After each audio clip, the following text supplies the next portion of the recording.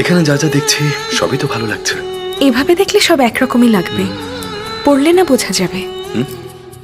ঠিক বলেছ। দেখি ওদিকে ঘোরো। ঘোরো না বলছি।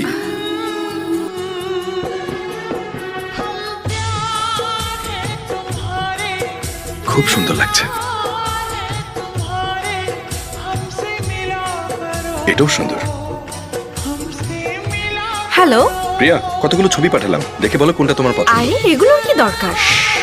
দাদিমার অর্ডার, দেখো কোনটা পছন্দ হয়। ওকে। গিফট তো সারপ্রাইজের জন্য দিয়ে থাকে, তাই না?